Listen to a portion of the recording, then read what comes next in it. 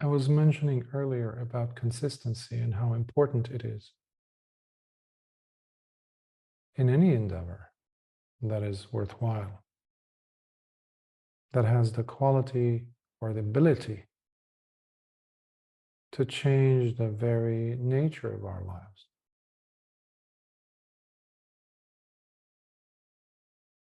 To improve our health, we need consistency in healthy eating, healthy lifestyle, healthy choices, abstaining from things that toxify and endanger our well-being. Similarly, with things that pollute the mind,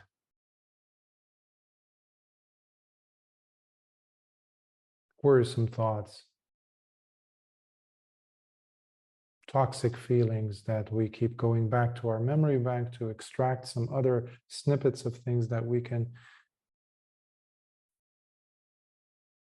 diffuse in the life that we're living so that we can permeate its toxicity throughout our life, our daily life, and further endanger, in this case, our psychological well-being, our emotional well-being. So we need to have a consistency in saying no to certain things and yes to others. In essence, what the Buddha would use for this term would be cultivation in English, developing, cultivating. In Pali, the term is bhavana, to cultivate. And today's sutta is entitled Bhāvanā Sutta, dedication to cultivating the mind. That's how I translated it. And it comes from the Anguttara Nikāya, Numerical Discourses, Book 7, from the Book of the Sevens, rather, and it's the 71st Sutta, Bhāvanā Sutta. I chose this sutta for today because it has such lovely imagery. And Lord Buddha was a master at using similes and analogies and metaphors. That is how you know if a person is a good teacher. One of the qualities, actually, of a great teacher. To be able to tap into life, everyday life of listeners, and extract examples that he or she would weave into it, sandwich, as they say in therapy, into the very fabric of those everyday examples. Suddenly it becomes relevant. And that's why the Dhamma is so beautiful. It is incomparable. Because it doesn't matter what age we are in. That's one of the qualities of the Dhamma, in fact. It is ageless, timeless. So whether 26 centuries later we're talking about the Dhamma or at the time of Lord Buddha, it does not make a difference. And that's one of the reasons why I specifically chose this sutta, because of the examples it provides from everyday life of listeners to drive home such a powerful image, which is the cultivation of the mind. Because what happens naturally, I have to add, in students, as we're progressing, as we're working on ourselves, as we're working on developing the mind, is that we keep looking for those candies. We're looking for those, celebratory events when a person has had, when we have had, rather, some really explosively beautiful, jubilant event, such as dropping into a jhana or feeling calm in the face of difficulty. And you're not fazed by it.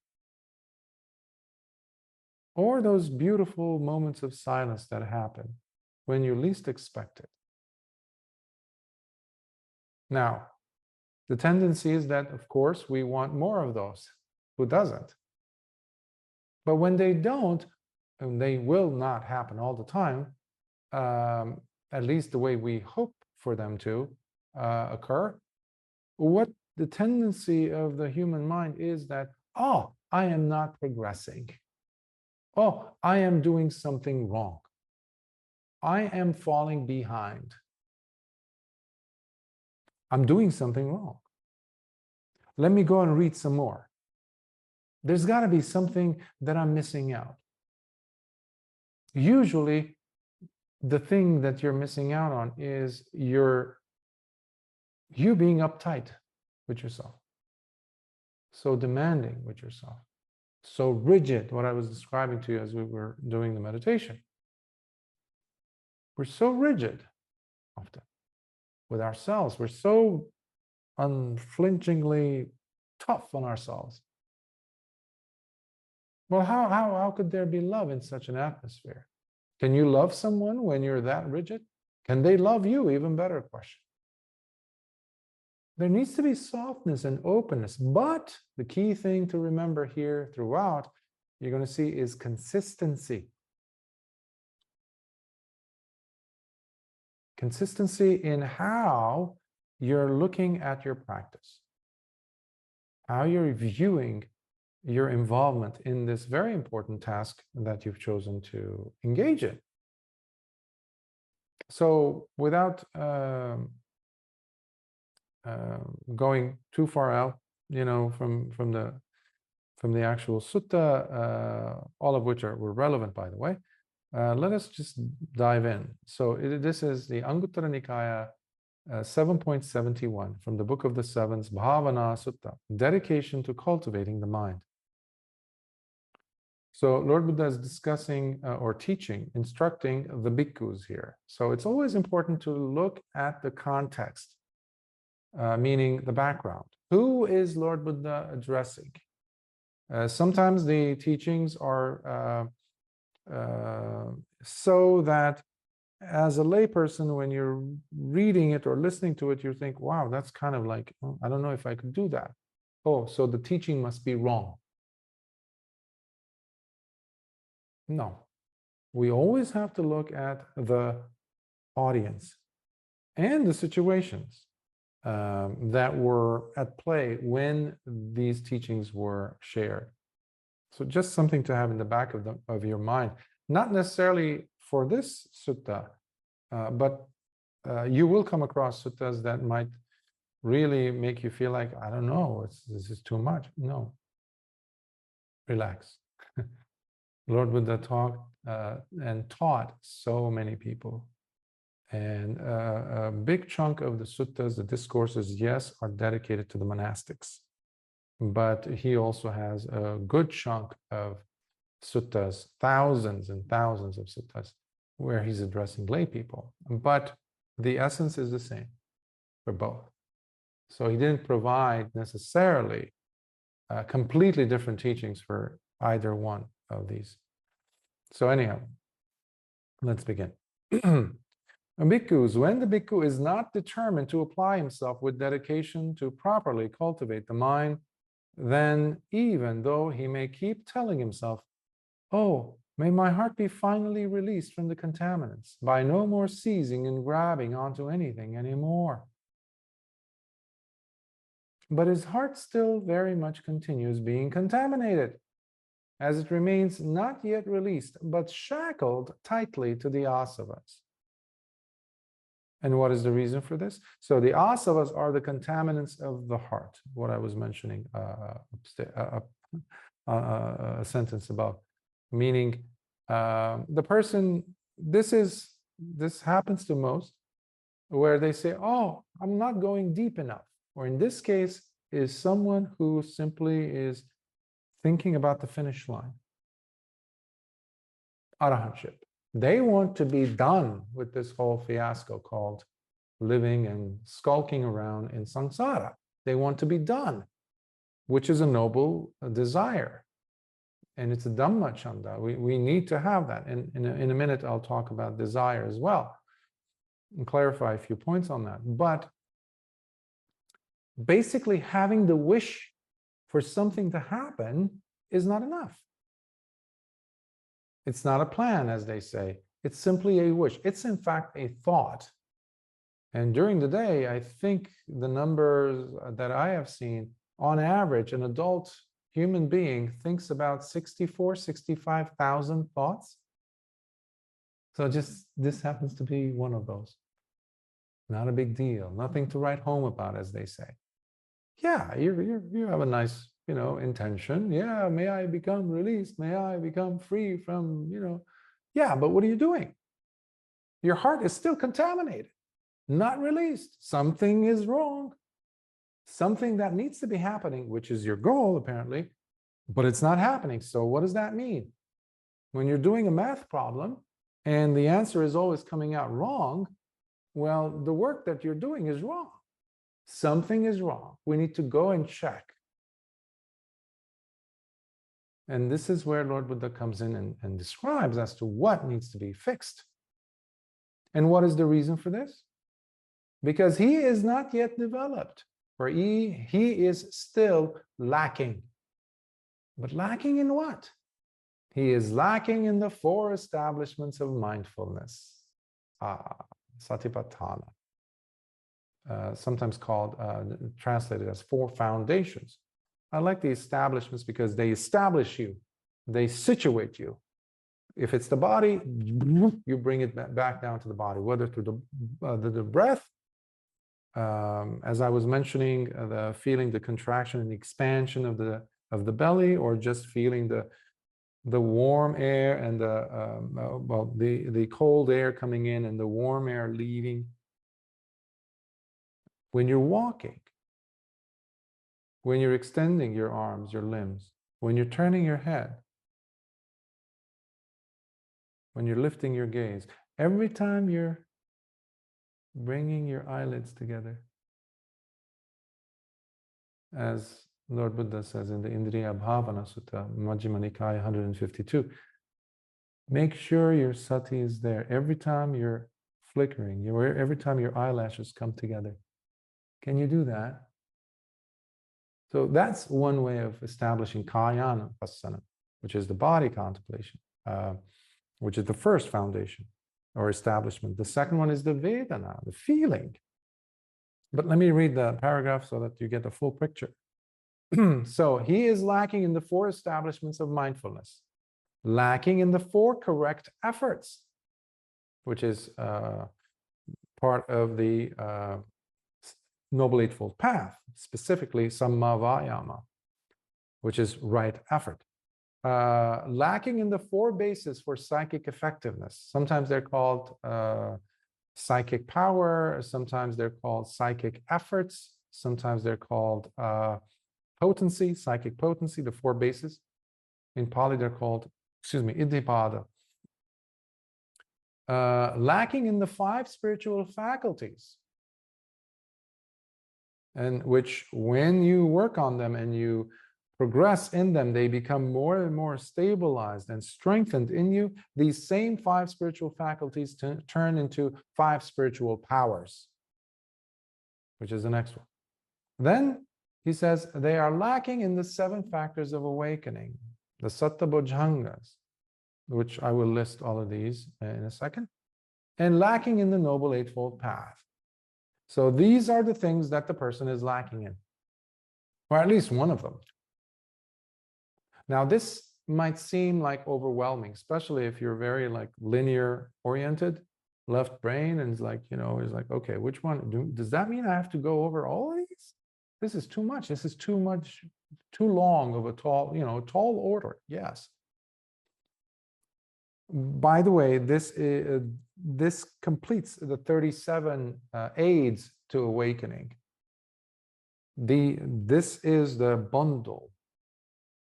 If you narrow down the whole entire teaching of Buddhism, this is what you get. In fact, it was so important that you also see it right before Lord Buddha died, him uttering it, him describing it.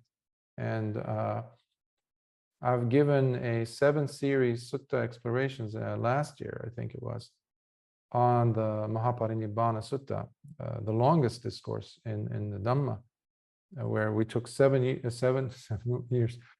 weeks to complete And in it, Lord Buddha, before he closes his eyes for the last time, he repeats this whole paragraph. Interesting. So the 37 aids to awakening, or assistant factors of awakening, are found here. Now let us break them down. The four establishments, as I began talking about it, is basically the four foundations, four establishments. So you have the body, you have feelings, you have the mental states, or mental, usually it's called, well, what's happening in the mind. I like to call it what's happening in the heart, chitta, because the term in Pali is chittanupassana. And so the various different emotional states that are ongoing, fluctuating. The person becomes aware of them and uses them. Doesn't go for a ride on them, but one is using them, whatever is happening in the mind. And similarly with the second one I mentioned, Vedananupassana, which is the feeling, establishment of feeling. You're establishing your mindfulness on the three types of feeling. Lord Buddha delineated three: pleasurable, painful. And majority of the time what happens is we get the neutral feeling, which we don't care for. Neutral meaning neither pleasurable nor painful. So it's like, I like to give the example of how your knees, the skin above the knee joint feels, or your elbows. Unless you touch them, you don't feel anything. So something has to trigger it. Unless there's some, like you puncture it or you scratch it, suddenly there's, but we have the majority of the time such feelings that are occurring. But what we do is we push it into the delusion section of the mind, meaning we completely ignore them. So what does that leave us with?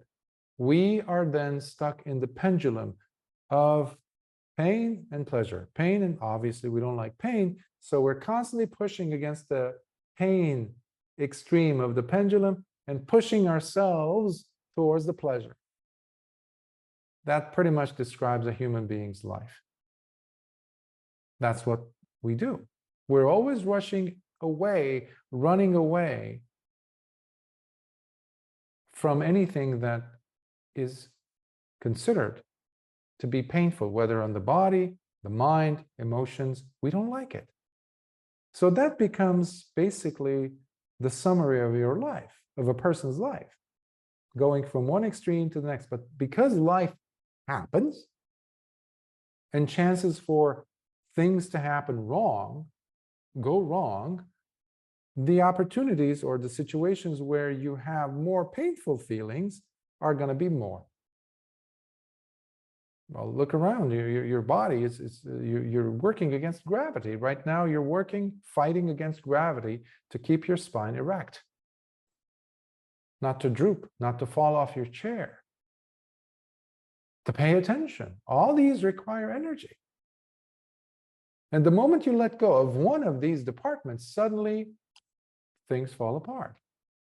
But when you add to that the outside factors, situations, circumstances, relationships, all these things, the dynamics of life, the chances for things that are not pleasurable, at least, are going to be greater than the pleasurable ones. So what the person is doing then is always cognizant of the Vedananupassana, meaning they're bringing the attention back to, okay, what kind of a feeling is this? Is this a painful feeling? Yeah, okay. You don't have to fight it. You don't have to push it away. You don't even have to sit through it if you can avoid it. So if you're sitting on an uncomfortable chair, that doesn't mean, okay, I have to sit through this. No, you don't. If you have the option of getting up and changing your posture and walk around and relieve, if you're thirsty, which is painful in as far as Buddhism is concerned, or when you're hungry, that's also a painful feeling. So you see the gradations of it, the gradient of it.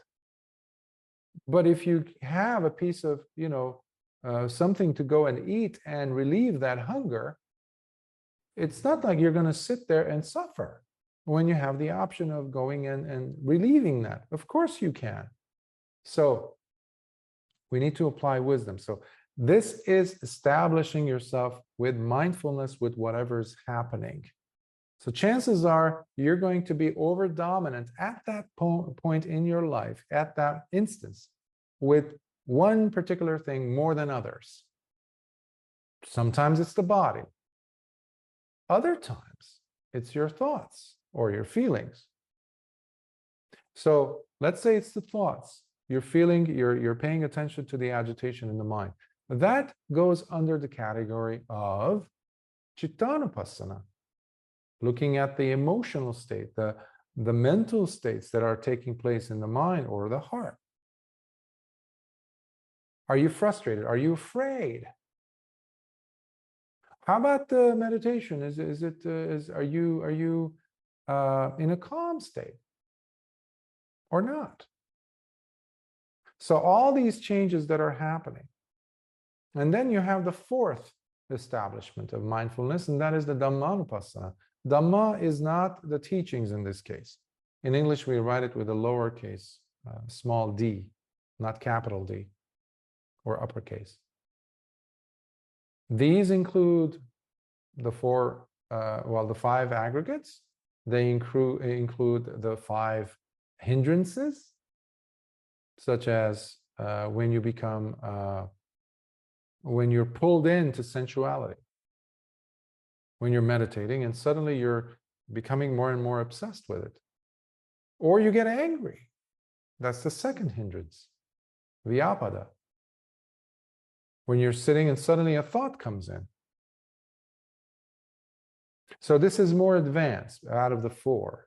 The Dhammanupassana is far more advanced than the Kayanupassana, which is the mind, establishing your awareness and mindfulness on the body. That's why we start from the body. Usually that's what teachers will help you in your meditation progress. They start you there. So Dhammanupassana includes phenomena that are occurring and their relationships. This is very important because even you can apply the Four Noble Truths in the Dhammanupassana. I have given talks on this in the past. I've actually done suttas on this in the Exploration series. You can look at them in much more detail. So I want to now jump into the second of the 37 factor groups. So second in the context of this paragraph here, which we just read. So which is the Samma Vayama, or the four correct efforts. They're in Pali called Chattarimani Padanani, and the Chattaro means, or Chatu means four. So the right effort has four branches, but they go into two groups. So if you recall in Dvayata, no, not the Dvayata Anupassana, Dveda Vitakka Sutta, where Lord Buddha talks about the two types of thoughts. And he said, right before my awakening, I noticed something. I was having two kinds of thoughts. One was not serving me at all. The other one was. One was wholesome, the other one was not wholesome. So I decided, he says, bhikkhus, to every time I had a negative thought, to pile it in one, to put it in one pile. Let's say unwholesome thoughts, pile. And then anytime I had a wholesome thought, I would pile it in the other. And then I made a decision. From now on, I'm only going to be going after that second pile, meaning the wholesome pile, and just choose from that. This is selective thinking. Earlier, I was talking about this as far as protecting yourself from toxicity of your thoughts, of your memories that you go back to. You replay those tapes again and again to drag you down, bring you down even further. because you're familiar with them. It's just a habit. So that is the essence of the four right efforts, or four correct efforts. So we have the first of which is the restraint or the prevention. The image that I was giving, I think it was in Malaysia or Australia. Someone was asking on how to apply effort, and I said, imagine you have your house, but you discover that there are rats in your house. Rats. What do? She said, oh, I will get them out as soon as possible. I'll go after them. I'll have to, what if there's no pest control? What do? You have to do it yourself somehow. So what do? She said, I'll go after one after the other. So I'll pick them up or somehow trap them. And I said, no, that's wrong. She says, well, but that they're inside. They're rats. They're poison. I mean, they spread disease. And I said, I understand that, and I agree with you, but not on that point. They are here because there is an entry point, isn't there? She's like, yes. What are they? Well, the windows, the doors. Oh, the door is open. So the first step is to prevent it. What do? You shut the door. You shut the windows. You close the entry point so they cannot access.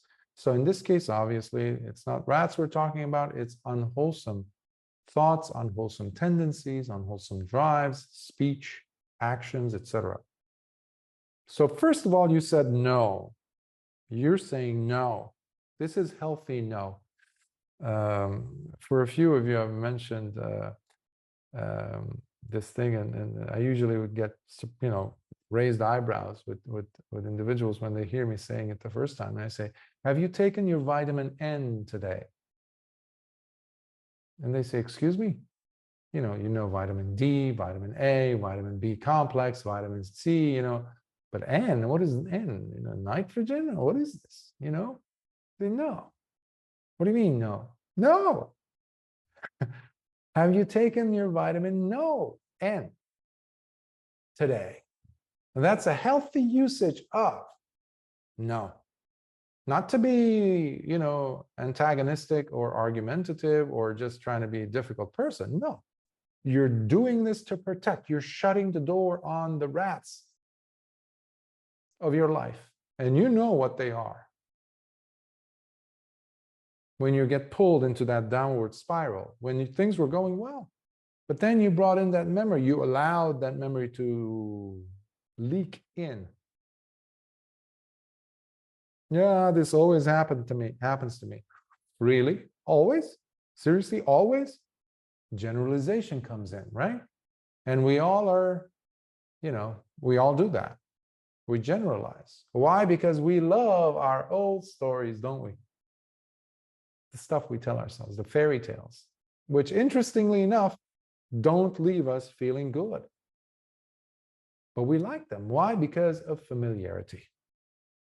It doesn't, at least it protects us from being alone, which is not a happy thing for us to, at least we don't have a healthy relationship towards that. So anyhow, the first thing is to close the door, shut the windows, shut the doors. And that is, in Pali, we call it samvara, which is, you're basically, you're restraining yourself, samvara.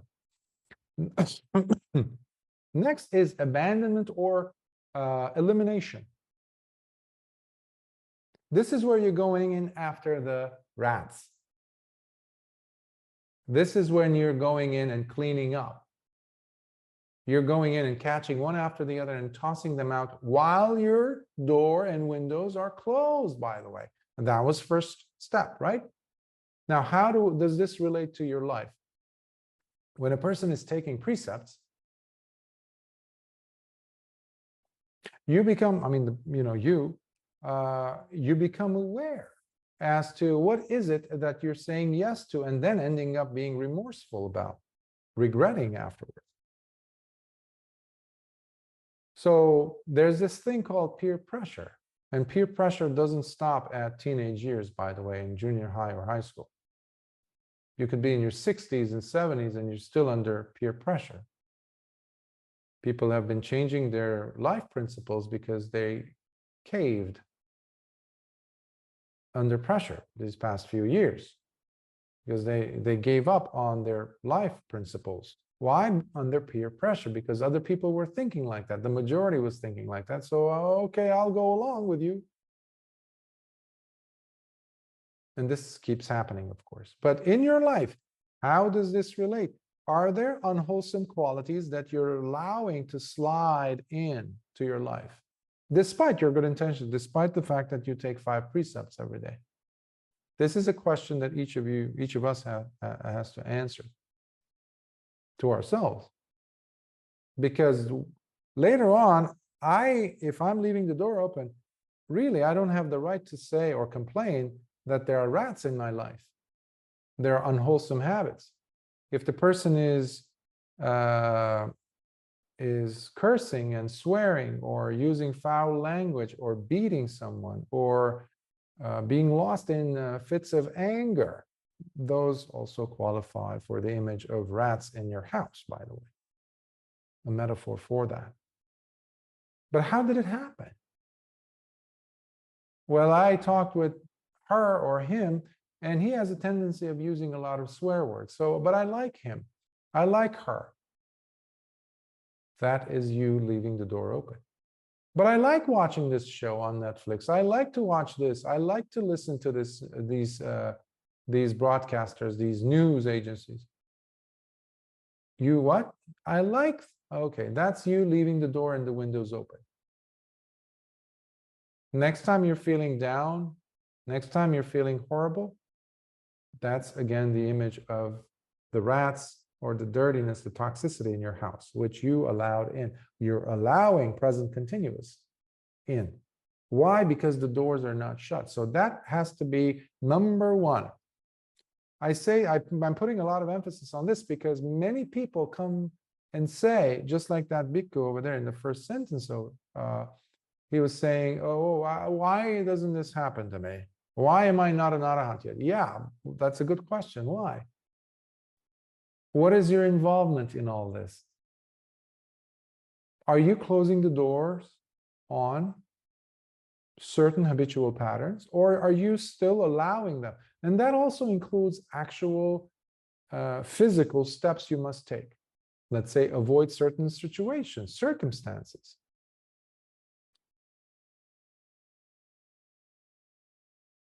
In the case of bhikkhus, for example, or monastics, Lord Buddha has very strict rules for us to protect us, such as we don't go out at night. Unless it's an emergency or something happens or it's a safe environment, this and that. Why? Because if you go out at night as a bhikkhu or a nun in a city, well, you're going to run across some interesting situations, not good interesting. People might do things, people might blame you for things that you had nothing to do with. You will get yourself in trouble. So the bhikkhu will prevent sangvara, a certain situation. He will not go outside alone. Because Lord Buddha says, even the Buddhas hold on to that rule. They follow that rule. So that is one example of preventing. If you don't want to have anger issues, stop watching angry shows. Stop watching or reading news that makes you angry. Always have control over that. Close the windows. And then you have to eliminate the possibility for the arisen negative states. Okay, so you eliminate those. So the first thing is you're restraining, you're closing the possibilities from happening where unwholesome thoughts could arise. That's the first of the correct efforts. Second is any already arisen thoughts that are unwholesome or feelings you are getting rid of them. You're plucking them out, and like those rats, and you're tossing them outside. Okay? You don't claim ownership of them and say, oh, and then you stay with it and you sob and you just identify or obsess over it. No, because we have to move on. This is a practice. We're cultivating the mind. Okay? This is not festering in, with rats, basically. The third correct effort is you promote the arising, you encourage the wholesome, the opposite of the negative that you had to fix, basically. So you're encouraging the arising of wholesome thoughts, wholesome feelings, anything that is wholesome. There was an attempt, I think, in the beginning part of the 20th century in America, in the United States, where some people gathered together and they said, all these news in the newspapers, it's all negative. Why don't we come up with a newspaper that only talks about the positives in the town, in the city? So they went ahead and they started this newspaper that only talked about the positives. Oh, little Tommy helped his neighbor to carry the trash out, or this person did this and they donated this. So they had good subscription, but in time, very quickly, actually, the subscription dropped, and suddenly it went out of business because nobody was interested in reading good news. So this is not healthy. So we're changing that dynamic, especially if you're a practitioner. You must take charge of what is happening in your life. It's not a matter of having a thought or a wish. Yeah, I want to become an arahant. Okay. Why? What are you doing about it? Are you willing to even change a little bit of your life? Most people are not. From interviews, I know people reach out sometimes. They ask me through email, or even some cases when I do interviews like live,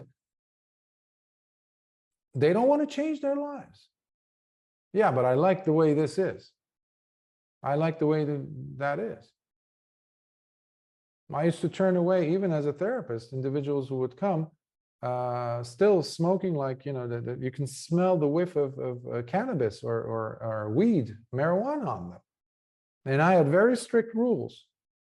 You do not show up to sessions where, inebriated or having, or basically stoned. And a few times some people did, and I said, I'm sorry, I can't continue. And so I just gave them referrals to some other places, and I said, that was it, after a few tries, because that is sabotaging the work that you're doing. So if you're having the desire, if you really want to relieve yourself from samsara, liberate yourself from suffering, you cannot maintain the life that you've had thus far. Plain and simple. That's what Lord Buddha is saying. So when you remove the negatives, you need to bring in the positives. So you cultivate, and that is bhavana. That's also, cultivation, right? Earlier I was saying. So this promotes the cultivation of the unarisen, so that it arises, the wholesome thoughts. And then the last one is anurakkhana. This protects. This one is the fourth correct effort. This one is helping, nurturing, protecting, maintaining. And this is where I was saying also consistency of the wholesome lifestyle that you've chosen for yourself. And no one can choose this for you. That's why it's an ongoing thing. No one can breathe for you. No one can eat for you. No one can meditate for you. And definitely no one can give you nibbana to you. No one can release you from your suffering. Intellectually, we understand this. But when it comes to the visceral level, experiential level, somehow no. So basically here, the fourth correct effort, you are protecting, maintaining in the form of maintenance, but you're protecting the already arisen positive or wholesome thoughts or wholesome states. So if you're feeling good, you don't just, just push it away. When you have those moments of silence, suddenly there's this equanimity comes in. After you've been meditating for a few times, even. And you might be in the kitchen, you might be changing your tire, I don't know, you're brushing your teeth, suddenly there's this quiet in the mind. Don't push it away. Don't minimize it. Cultivate it. Or become at least aware of it. Like, whoa, this is nice. Don't analyze it. Just observe it. That observation of it gives you the encouragement, the curiosity to bring in more, to invite more such wholesome arisen, because that was arisen, so you're protecting it. You're not obsessively holding on to it. Oh, I want this to repeat. Oh, what can I do? You already missed the boat. Stay with it with ease and comfort. That's another way of not identifying with something. So that was the correct right efforts. And then Lord Buddha was talking about the lacking in the 4 bases for psychic effectiveness. Years ago when I was studying this, I was like, oh, okay, so these are the things that will make me psychic. Right? So, because it's got the word psychic there. So I'm like, oh, idhipada. Idhi means also powers, spiritual. So immediately the person's mind goes there. People would come and say, Bhante, what can I do to go through walls? Well, get a bulldozer or something. I don't know, or a sledgehammer. Why do you need to go through walls? What's wrong with the door? Perfectly functioning door. Or I wanna.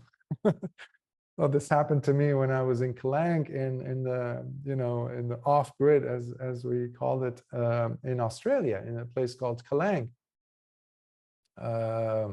in the woods, and we were staying in this yurt-like places, and a woman shows up, and she's very respectfully greeting and I was sitting on the porch, and I was trying to just be quiet, this and that. It's not lovely nature. And she comes in, bows from down there, and she's like, oh, I'm so happy you're here. And immediately she jumps into, oh, I've been meditating for 35 years. I've been to India so many times, and I've been meditating for 35 years to learn how to levitate. And I was like, okay. I could have actually really taken it to another level by just saying, well, how did it work? Are you levitating? How come you're not up here talking to me eye to eye in the air? That's a big commitment. 35 years. Wow. And people have these mistaken notions, and we have these attachments, rather, when it comes to these psychic things. I'm here to tell you that these are not specifically to develop psychic abilities. Everything you do involves some psychic ability, as far as, you have to apply the mind. In Greek, it's also psyche, comes from there, for the mind. So if you're applying your mind, you're psychic. How about that? Every time you say the word A, B, or the letters A, B, C, D, you're applying these. So, of course, that doesn't mean only this. Of course, these are also necessary to develop one's own extrasensory or extra, psychic, the way it's commonly pop psychology referred to, or as we understand it, also for psychic abilities, as we've seen throughout the suttas, where sometimes you hear about in different traditions, but they are not the way to awakening. They're just there. They're cookies. They're just tiny little gifts. You don't have to have them. But anyhow, that, I don't want to go into that. But basically, I just want to address these 4. And if you recall, I began today's discourse talking about, or exploring it, talking about desire. So many people approach Buddhism and they have this position or understanding or misconception that Buddhism does not want to have us experience desire anymore. And that is completely mistaken. We do need desire, and in fact, the first of these four principles of psychic effectiveness or psychic power is called Chanda, with an H. So Chanda in English, in Roman letters. So desire or fervency, I like to call it sometimes, to support the deepening of your samadhi, the deepening of your practice. The deepening of your desire is very, very important. In fact, it's called Dhamma Chanda. Dhamma Chanda. Now, earlier I was talking about the four establishments of mindfulness, if you recall, the Satipatthana, in the fourth of which, the Dhammanupassana section, where we talk about phenomena and the different states of mind. Hindrances are usually the first grouping of the dhammas that you need to pay attention to in your practice of sati. The first of the hindrances is called Kama Chanda. Chanda. Kama means sensual pleasures. That's why a person who's trying to get into a jhana, you cannot be thinking about sex and going into jhanas. You cannot be thinking about that delicious food that you, or the dessert that you had or are about to have, and still going to a jhana. Why? Because it still is locking you into the sensual realm. Okay, so the chanda part, I just wanted to clarify that. So Dhamma Chanda is what we are referring to here, that allows a person to go deep into the practice and even necessary to become an arahant. Now, one time in Los Angeles, someone asked me, well, I was a layman at the time giving talks, and he said, well, with all due respect, but I thought desire is not desired in the Dhamma. Why are you talking about desire? And I said, did you have the desire to come to the temple today? And he said, yes. And I said, eventually, what happened to that desire? Are you still holding on to it as you're sitting over here in front of me on the cushion in the temple? And he says, no. And I said, what happened? He said, I left it at the door. That's exactly what happens when you have the desire to attain, but eventually you give it up. You cannot have that desire because it's like, it will stop you from entering deeper and deeper states, but it got you that far.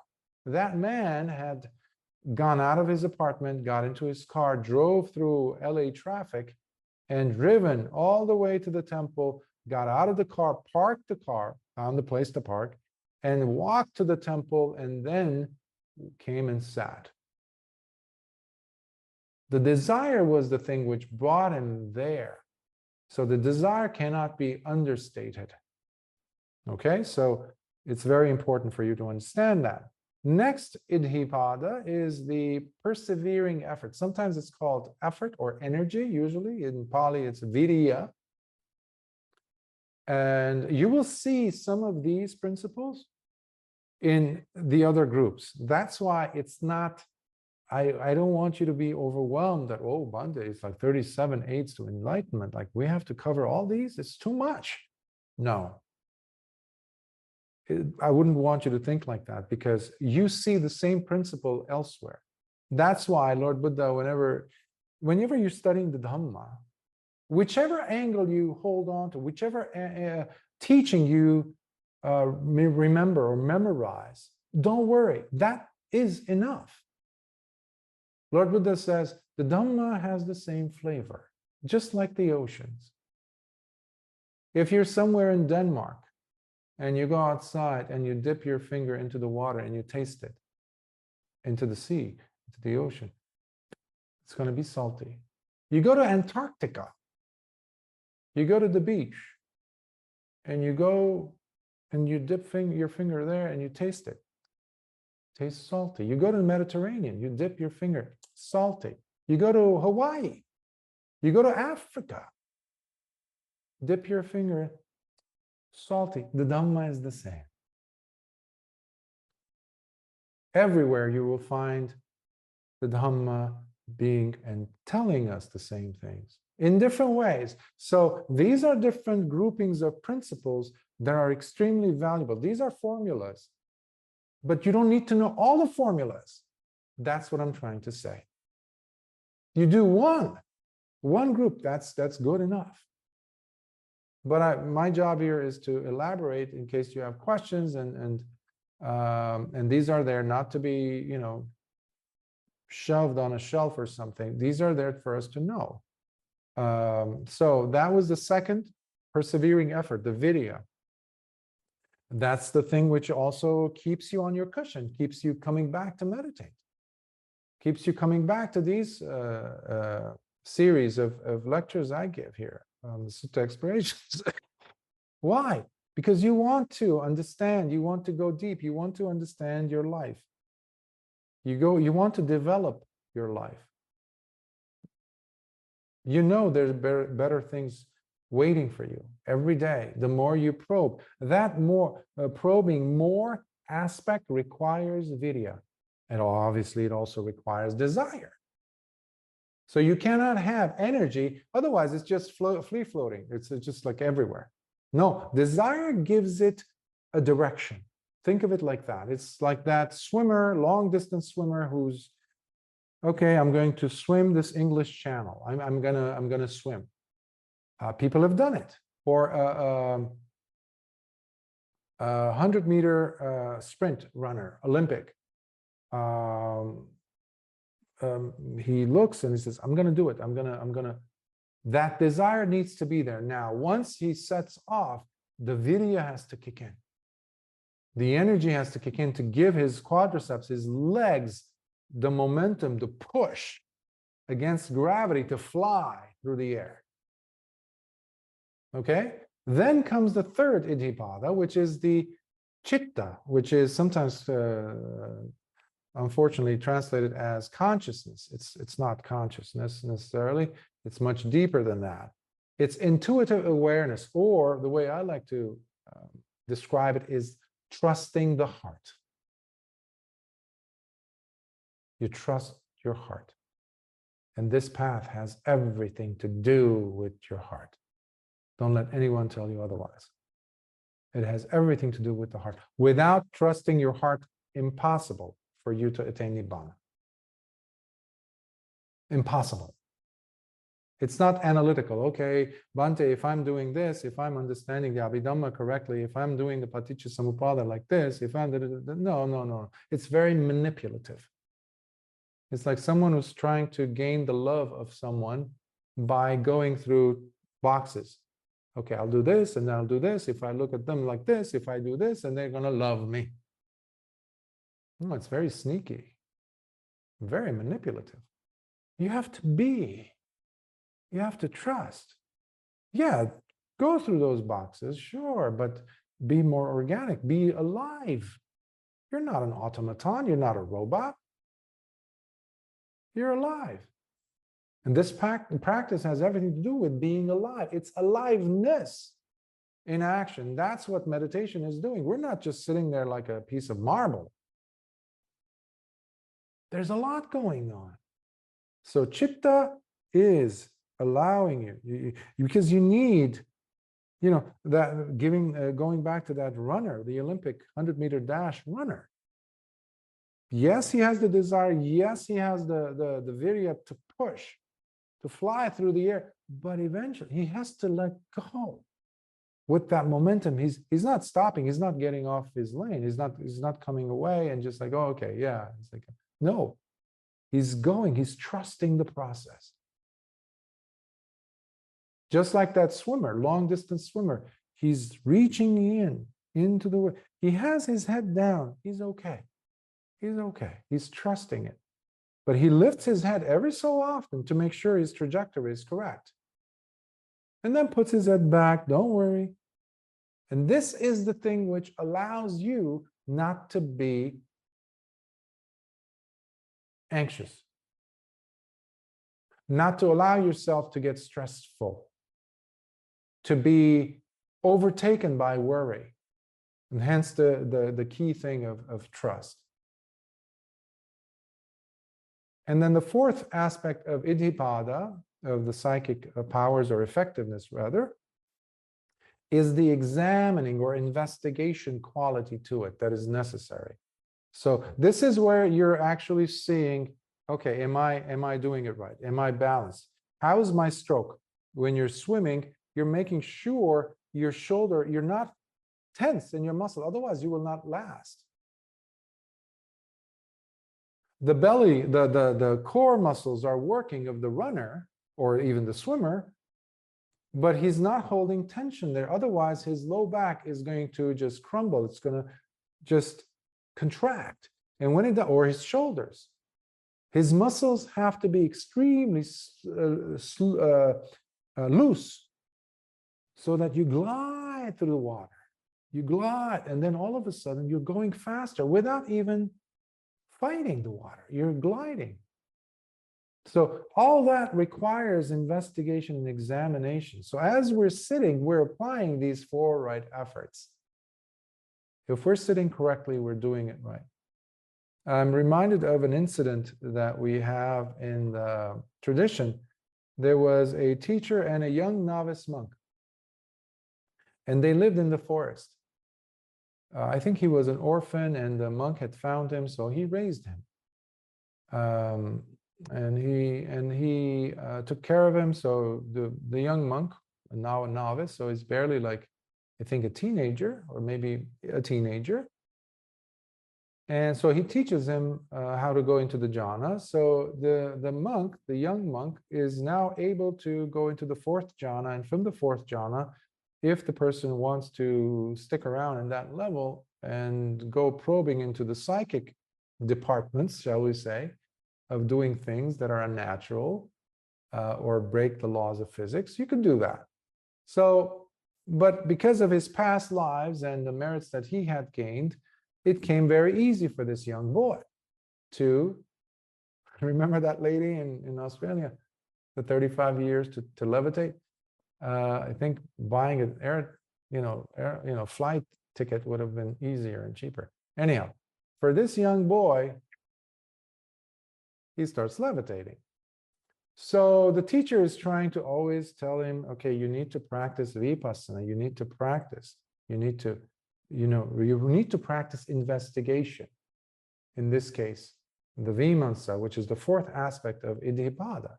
He didn't.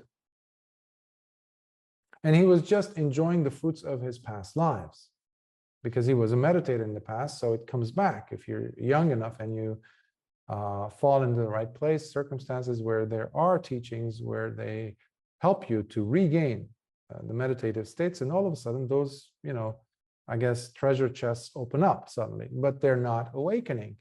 It's just learning, knowing how to speak another language. No big deal. So this kid was every day, he would just float around over the canopy of trees in the forest. And after some time, he would just come back to the kuti, and that was his thing. Until one day, as he's floating around at the canopy above the tree, the trees, he hears a voice, but it's not just any voice. It sounds very lovely, sweet, unheard of. It's a female's voice. It's another teenager's voice, but a female. But he doesn't know what a female is because he's never seen one. He's just lived in the forest. So now he gets what? Pulled into it. Guess what that does to his psychic ability? Gravity takes over because he loses the trusting of the heart. He loses virya. He definitely loses the desire to levitate because you need them. and he falls, and it's a nasty fall. And you can imagine the teacher had to take care of him for several months to get him back to walking again because he injured himself. So these things do happen. You know, you're not going to have a soft landing. You're going to just be going after, you know, levitating without having the vipassana, or in this case, vimamsa section covered, meaning the investigation, looking what's happening. It's like when you're cooking something, you're investigating, aren't you? You're examining how much you're putting salt. How much am I putting too much of this, too little of that? All those steps require you to have vimamsa. Okay, so you see, we're doing it. We just don't know it by those names. So, so let us move back to the sutta, and I'll come back to the other sections of the paragraph. So Lord Buddha says, imagine, bhikkhus, a hen that has a chicken that has laid 8, 10, or 12 eggs. But despite laying them, she does not take care of them by protecting and incubating them properly. Remember the anurakkhana, the fourth aspect of right effort? Once you have the good qualities, now she has those eggs. It's not the end of the world. Okay, I'm done. I'm going to go home. I'm going to clock out. That's it. No, you got to take care of the eggs. That's only half the work that you've done. So, nor keeps them warm by sitting on them. Instead, she leaves them exposed and away from her warming feathers and protection. Now, even if that hen were to go on wishing and yearning for those chicks to hatch and come out, excuse me, even though she may keep telling herself, oh, may my chicks finally pierce through those eggshells with their pointy beaks and just claw their way out and hatch already. But those chicks will still be captives inside their eggshells and not hatch safely.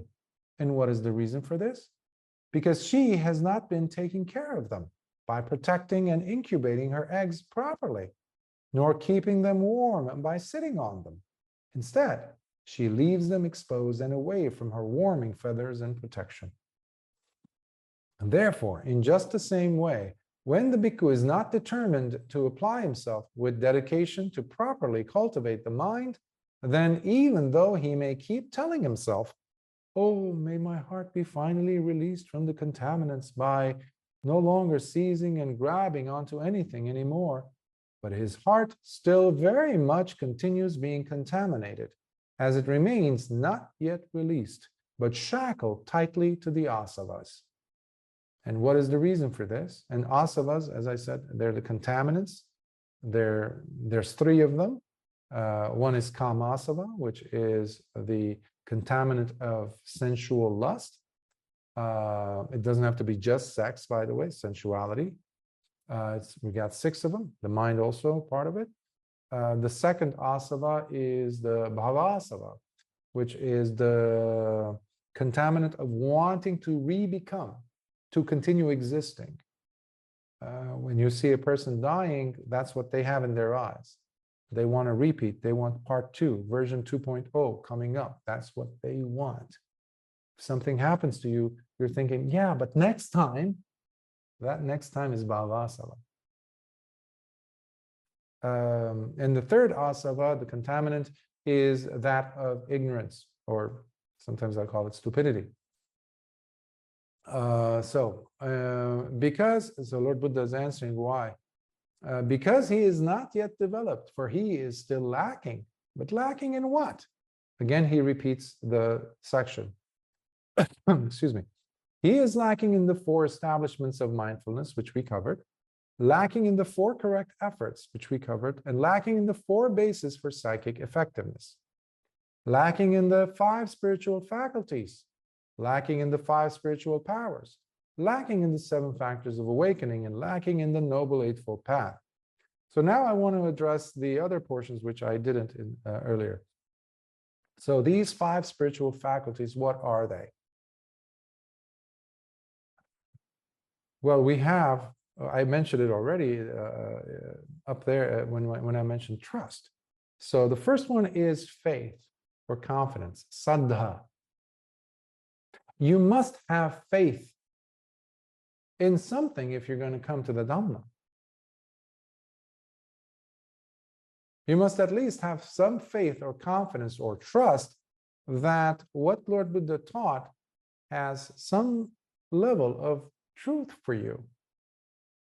In fact, excuse me, the awakening he experienced, Nibbana, he experienced,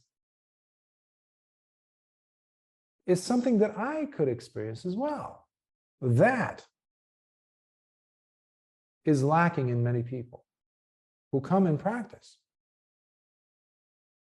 I've met people who've been practicing for 40, 50 years.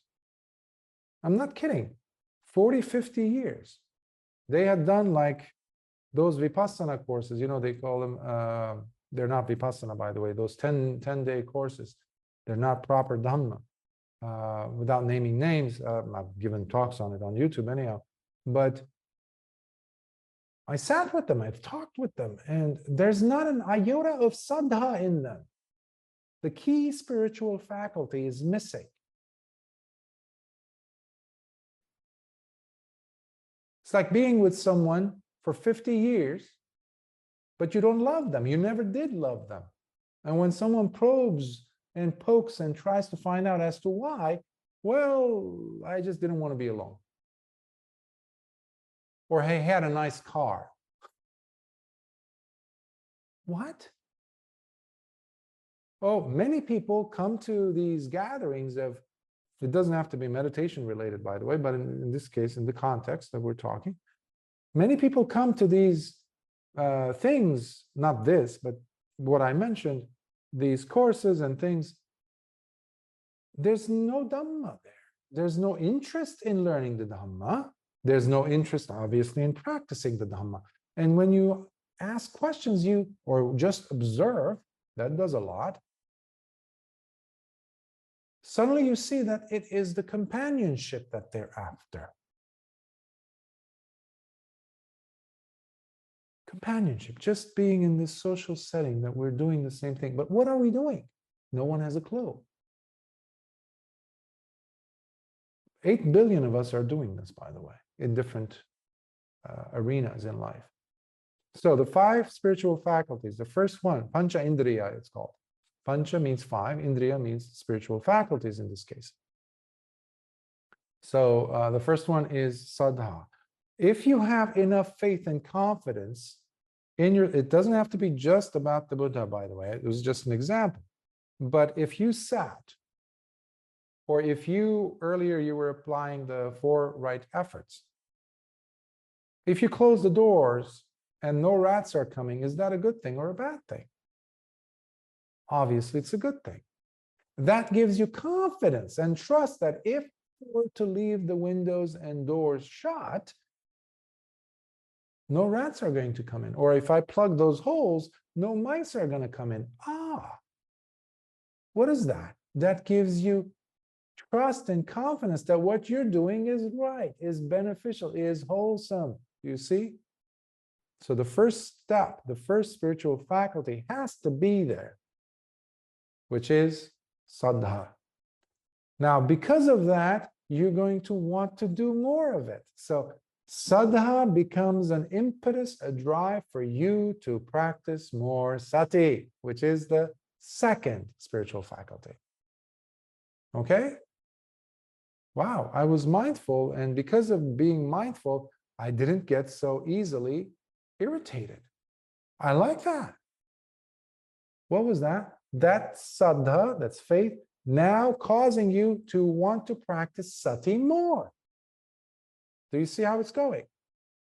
Now, the more you practice sati and you see the benefits of it, guess what? The third spiritual faculty comes in, which is virya. Again, we saw virya as number 4, right? In the psychic potencies or effectiveness. That's the same thing. So virya comes in because now you need to exert more energy because you like what's happening.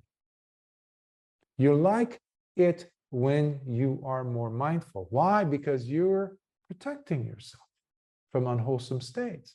And because of your sati growing and growing and growing, which only happens if you add more fuel, which is vidya, persevering effort, suddenly you have more. It's like those oil lamps. If the oil is running out, there's still some light. It's not the fault of the light that's dimming. No, you have to add some more oil. That is vidya. And the more you add, all of a sudden you're going to see more details in the area that you're in, the room. You're going to see more clearly what's on the walls. You see? Now, because of adding more vidya, and now you're seeing better, you have the fourth spiritual faculty, which is samadhi. The mind collects. The mind really, the heart becomes more and more and more collected and still. You're seeing things a lot better.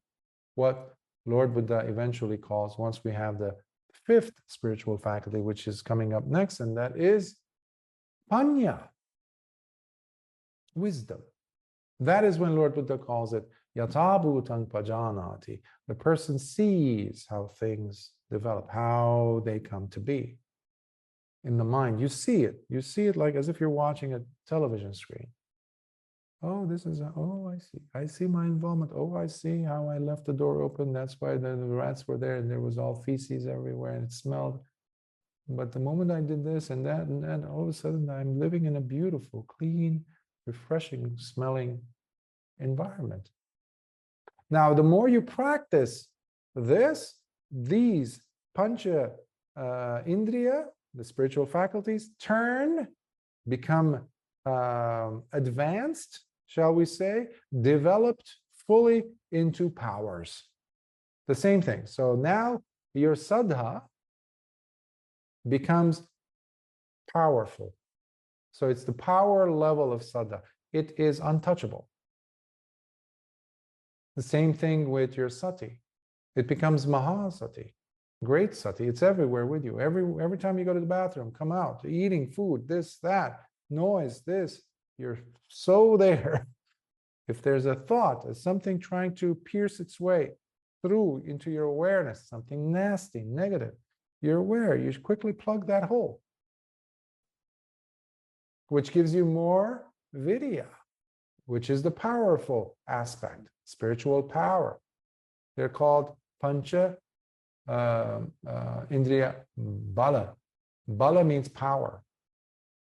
And then same thing with your samadhi, and then finally with your wisdom.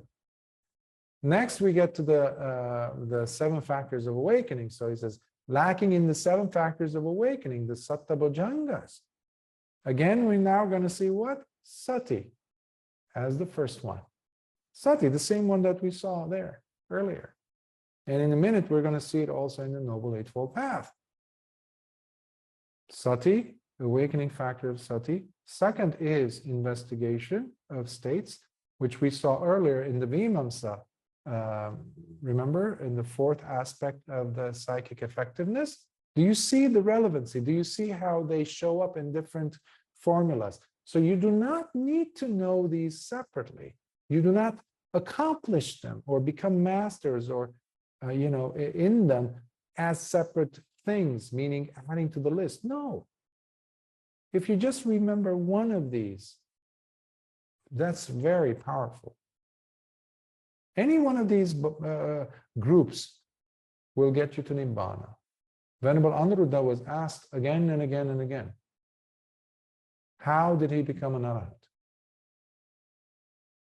He would say, I practiced the Satipatthana day and night, the four establishments of mindfulness. That's it. In fact, when they ask him about how did he have the ability to have the Dibba Chakku, which is the divine eye, he could see the universes, he could see the hell realms, he could see different areas of the cosmos.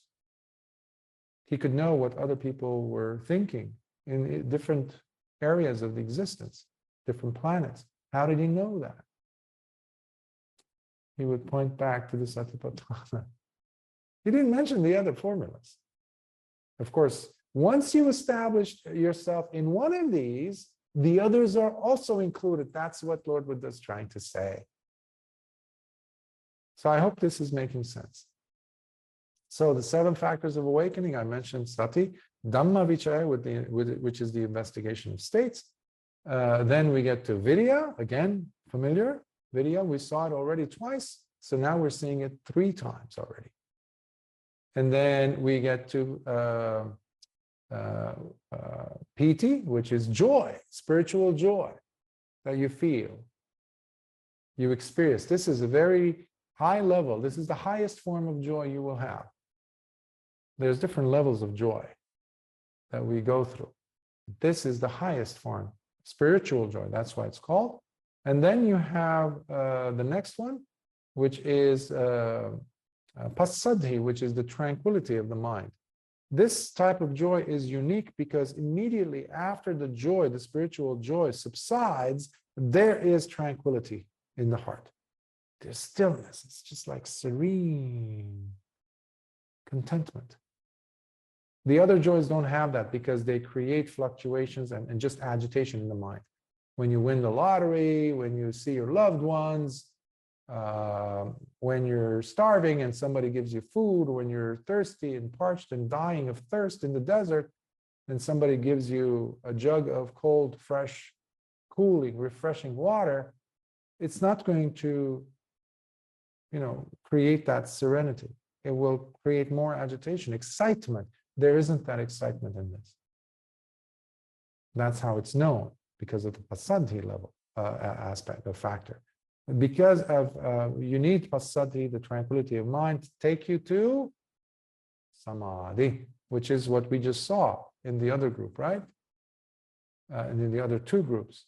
And then after samadhi, I know I'm going through it because fast in this case, for this group, because I've talked about 7 factors of awakening countless times, and I've given actual talks on this, so you can just refer to them.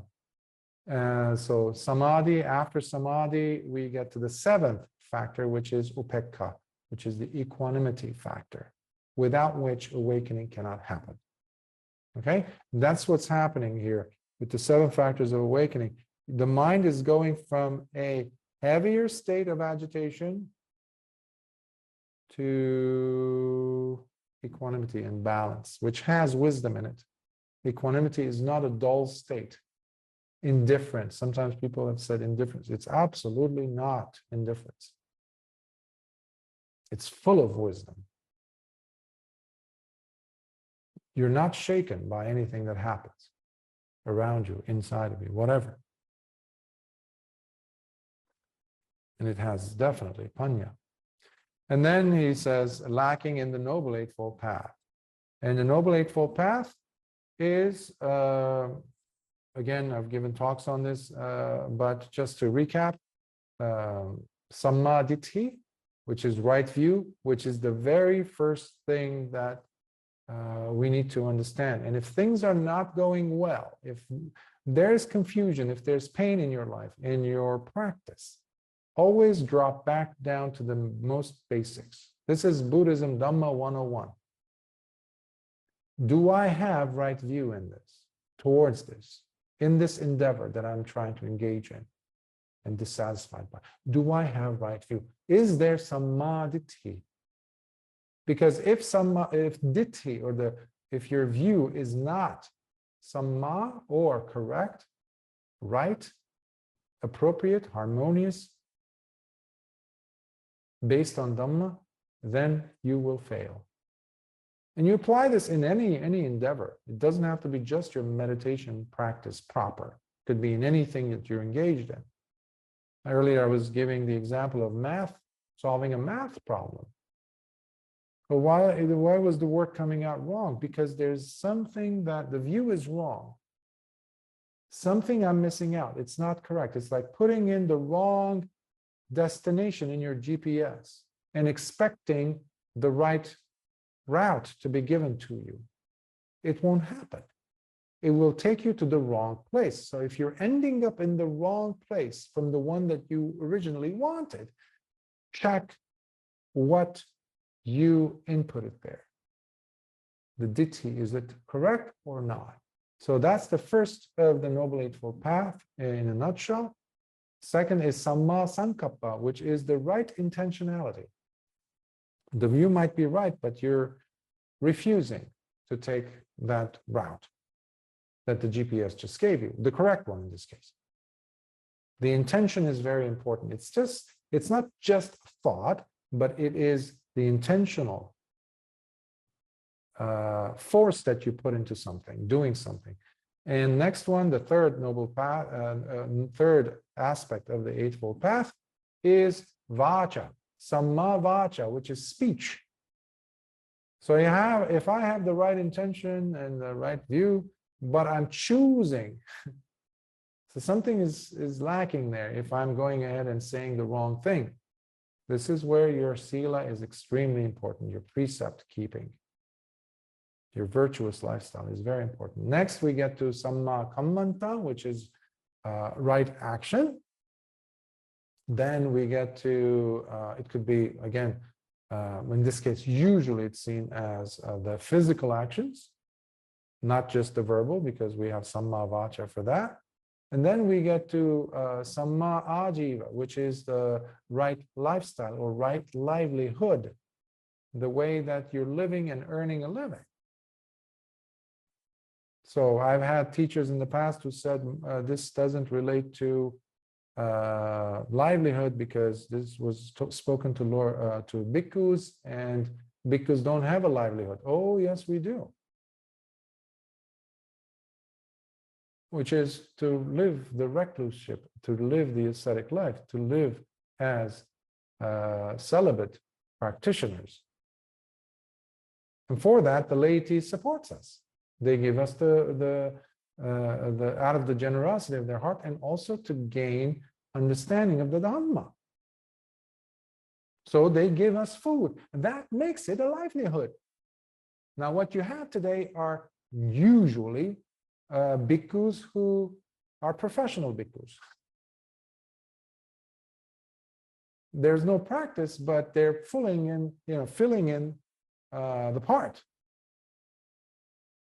And yesterday I was recording 10 suttas from the Anguttara Nikāya, which narrated it after translating them. And Lord Buddha talks about this, is so sharp in criticizing those bhikkhus. Unfortunately, that's what we have today. So we do have a livelihood, and that is how we earn, how we get the food, the robes, the shelter, the medicine. You have to go and work at a business, at a thing, at a place, teach this, that for 8-9 hours, whatever it is, or maybe less, hopefully, for someone to come and give you the money with which you pay for your needs, including for my food that you generously give. So that transaction is a livelihood. So yes, it's not just a lifestyle, it's a livelihood as well. So it has to be right livelihood, meaning in this case, the bhikkhu or the person has to not be faking it. If a person is not celibate and calling themselves celibate, if they're not living like a bhikkhu but calling themselves a bhikkhu, then there's a big problem. That's why the person has to have samma ajiva. They have to be living truthfully. The correct way of livelihood has to be earned. And of course, in the case of a lay person, might be someone who doesn't sell weapons or drugs or starts wars. Diplomats are known in the world as problem solvers. Most of them are not, actually. They just, like eel wrigglers, they come out of situations and they look good, and because once I was interested in becoming one in a governmental type of a thing, and I was like, no, you're basically saying to me I need to lie. When I see people hurting there, I'm not going to, what's the best outcome for me and whom I'm representing? No, there's life. So that's not a right livelihood unless I am doing something and people are benefiting and I'm seeing that my work is truly helping. So there isn't a contradiction between my principles and what I'm doing. This is crucial. And it's bringing people safety. It's bringing people happiness, all involved. And that is a right livelihood. But a person who's selling drugs is not. And that also includes individuals who make and sell cell phones, by the way, or sell apps or video games. I was surprised to know that even Steve Jobs and Bill Gates and people like that who are involved in making these phones and things and the modern technologies, when it came to their own children, they were not allowed to have any cell phones first until they reached a certain age. They definitely were not allowed to have it on the dinner table. Meanwhile, everyone else is. So there's hypocrisy. So livelihood has a lot to do with, am I living a hypocritical life? Okay. Then we get to Samma Vayama, which is what we covered at the beginning. The right four efforts is also part of the Noble Eightfold Path. And then you get to Samma Sati, which is right mindfulness. There's right and there's wrong mindfulness. And similarly, there's Samma Samadhi, which is the eighth of the Noble Eightfold Path, and that is right collectedness of mind. It's not just pure concentration, which does not bring personality change, does not improve your life. It doesn't improve your personality. There needs to be beauty brought into your life, a sanctity, and that's what the Noble Eightfold Path, if you're doing it right, starting with Samadhi, does provide. Excuse me. Let's go back to the sutta. However, because when the bhikkhu is determined to apply himself with the dedication to properly cultivate the mind, then even though he may not have the thought, oh, may my heart be finally released from the contaminants by no more seizing and grabbing onto anything anymore, yet his heart will be freed from the contaminants. No more shackled, but released fully from the tight grip of the asavas. And what is the reason for this? Because he has been developing himself, but developing in what? So even though you're not sitting and taking notes, it's like, it's not working. It's not working. Is it working? Is it working? Is it working? A person, when they are practicing any of these formulas, they don't have to think about this. Am I an arahant yet? No. Because it will happen. It's like you put all the ingredients and the souffle is being made in the oven. And the bell rings, souffle is done. You open it because you've done your work. You don't open and close, open and close, open and close the oven, because every time you do, poof, there goes the souffle. Not to present a mundane image, but hey, it works. But Lord Buddha asks, and what is the reason for this? Because he has been developing himself, but developing in what? He is developed in the four establishments of mindfulness. So satipatthana is something that's with him all the time. Now, sometimes I get the question, Bhante, do we have to do all four? Because it can be really whatever is the most predominant experience you're having. If it's a feeling that's in the foreground, that is in the front row seat of your living experience at this point in life, then you use the feeling. If it's the body that's hurting, if it's the body that you're walking, especially if you're walking barefoot on grass, and you're not lost in your thoughts, then it's the body. Connect with the body.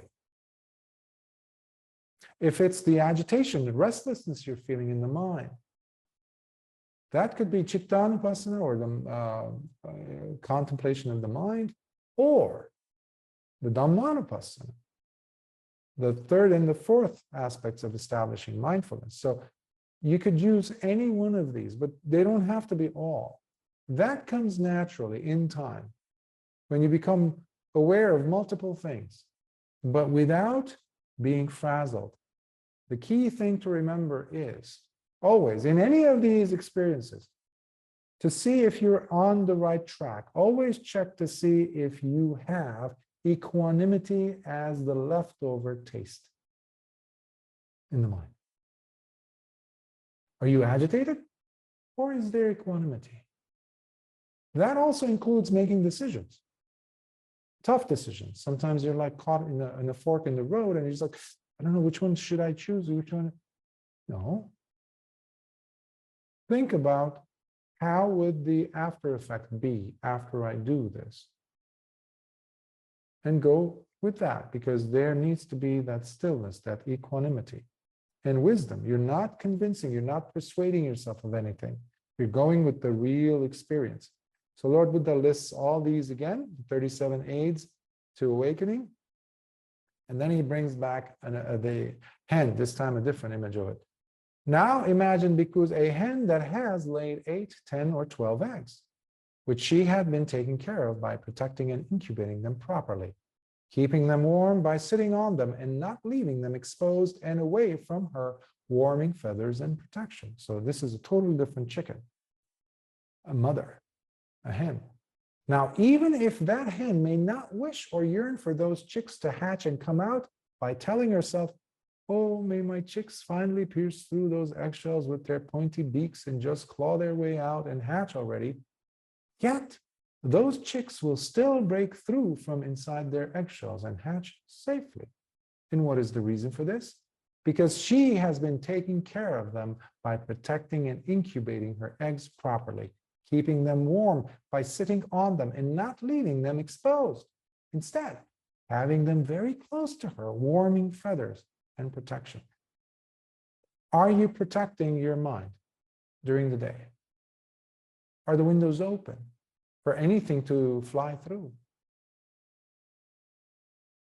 Are you living your life haphazardly? Just, you know.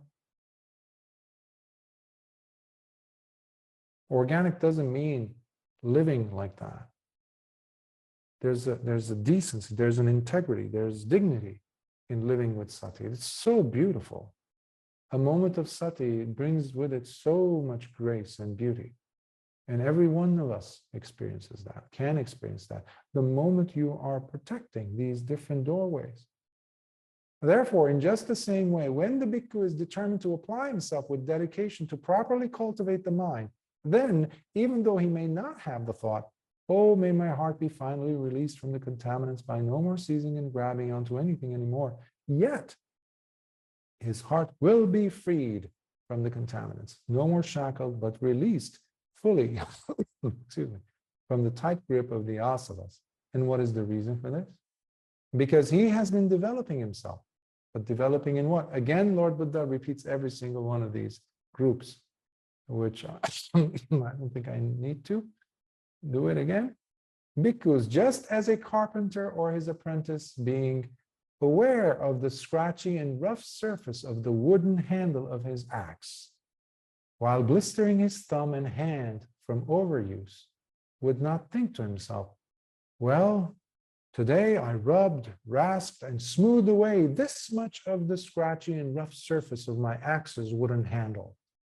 And tomorrow, this much more I will be able to rub, rasp, and wear away. And the day after, that much more. If you've ever worked with some, like a wooden tool, especially an axe, a chisel or something, and it's not smoothed out, it's not filed down or rasped well, or use sandpaper on it, just polished. It will, even if it is, it's going to give the person blisters. So in this example, which was a tough one to translate because most translations were missing some pieces and the English was not making any sense. That's why when we translate, when we read these suttas, we need to remember that Lord Buddha was giving examples from real life situations that we can relate to now. And then all of a sudden you see, yeah, handle, blister, rough surface, wood, and the person is constantly working on it, carpenter or his apprentice, meaning they're going to be using that instrument quite a bit.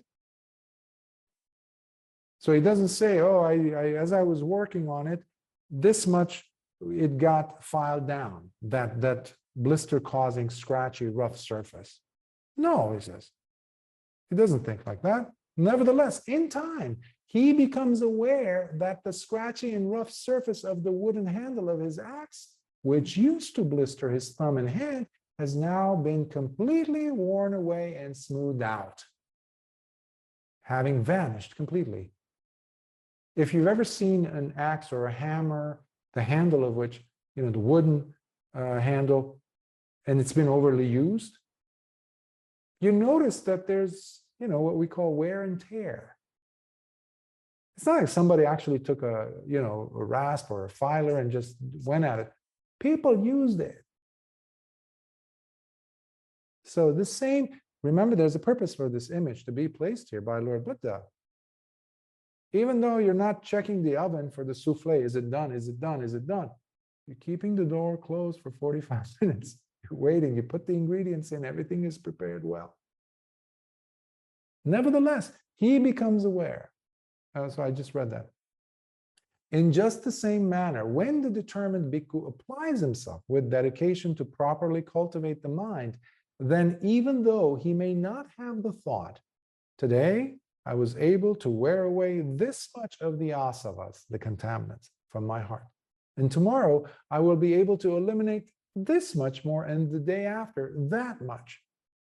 Yet sooner or later, steadily but surely, his heart becomes totally freed from the contaminants. And when this occurs, the bhikkhu knows and understands it directly himself, that indeed his asavas are all wiped out and are now fully worn away. Imagine, bhikkhus, a seafaring boat that goes out to sea.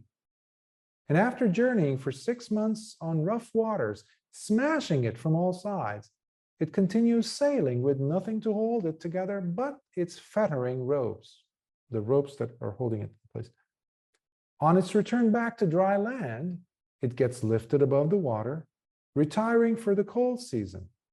But while being held up, this time in the heat of the sun and the blowing wind, it's withered, and tattered ropes give way and cannot hold it in place, due to the decomposition of the fetters' strength and their rotted state.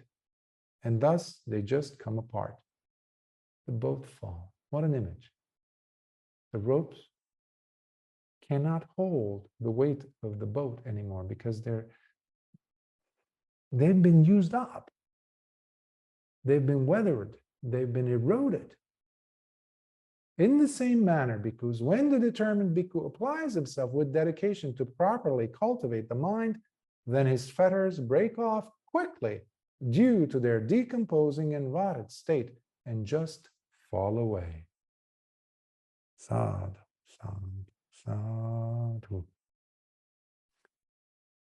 What beautiful imagery.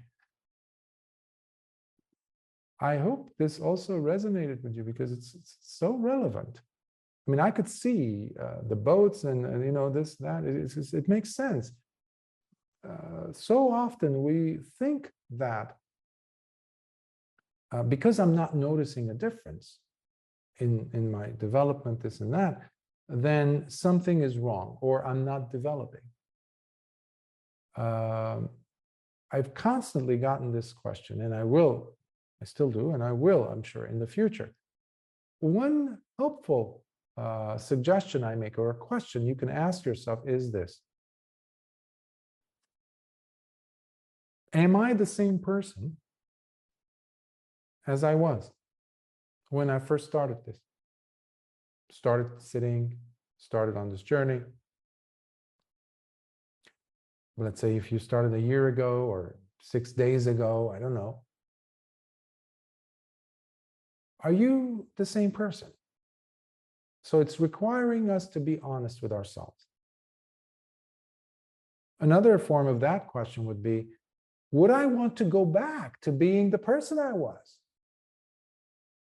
These two, I think, are showstoppers. They can really shake us into reality. Because if you have been doing the right, following the right steps, and you're really improving, but you don't see that, immediately this will really loudly come through as, no, I don't want to go back there. A third aspect of that question would be, how would your friends and loved ones describe you? Are they describing you to be the same? Do you react the same way as you did? So you see, there's different criteria, different ways that we can look at whether we are stuck or not, because that's one of the upakilesa, to feel these are the corruptions, these are the obscurations or obstacles on the path, where the person thinks, and all of us will feel or experience them at one point or another, maybe I'm not progressing, or maybe I'm stuck. Meanwhile, you're not stuck. You're just going. You just have to give it some more time and more. You continue on this path. The person who's running that 100-meter dash, they can't stop suddenly and say, well, I haven't reached it yet. This is not worth it. No, every pace, as if like they're galloping, is important to get them to the finish line. So please do not minimize the work that you're genuinely, wholeheartedly are putting into this practice.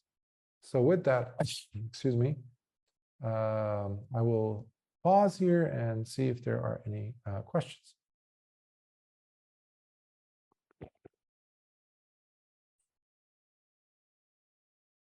By the way, I recommend you, excuse me, I recommend you listen to this, because I'm afraid I might have gone through some of these formulas too fast, or if they're not clear, there are other talks, not just mine, there's tons of information on these, but I have specifically given talks on each of these groups that I selected or singled out, like the Iddhipadas and the 7 factors of awakening, etc. You can go back to, or even this one, listen to it again and again. In the book, I talk about these quite a bit as well. So you need to augment. Don't just be satisfied with one attempt. Nothing's happening. Okay, so I guess I'll just figure it out. It's like turning on a VCR without looking at the manual. No one reads manuals these days unless you're an engineer, probably. But trial and error, it doesn't have to be. So do your due diligence. That's my encouragement. The resources are here, right there in front of you now. So there's no there's no reason why not to use it. Any questions? Sorry, I've been speaking a lot these days and recording. The Sutta Nipata is up, in case some of you might not know. The audiobook is done. I'm glad. I did it in sections and also posted them on the website, mindrelease.com, because I know some of you in the past said if there's a streaming function, and there are efforts being put in place right now to do the podcast. And I know one of the Kalyana Vitta's Upali has been instrumental in that, and also the recording devices that he donated last year or the year before, I lose track, for the proper, sound, etc. So they're on their way, but the website has, it didn't allow me to do the whole audiobook because it's over 9 hours. So it allowed me to do it in sections. So I did it in book 1, book 2, book 3, it was over 300 megabytes. So it didn't allow, so I cut it into 2 parts, and then 4th book and 5th book, which you can listen to. And the book, I also updated it, and it's there for free download as well. And some students have expressed a fervent desire to collect donations, so we can possibly have it be printed, maybe. So we're right now looking at the possibility and how much the cost would be. so that it would be freely available around the world. So hopefully, we'll have more updates. But if there are no questions, what I'll do is let's jump to sharing, transferring some merits. Akasatha chabumata deva nagamahidika punyantang anumoditva chirang rakhantu loka sasanam. Akasatha chabumata deva nagamahidika punyantang anumoditva chirang rakhantu desanam. Akasatha chabumata deva nagamahidika punyantang anumoditva chirang rakhantu mam paranti. Sadhu, sadhu, sadhu. May you all be well.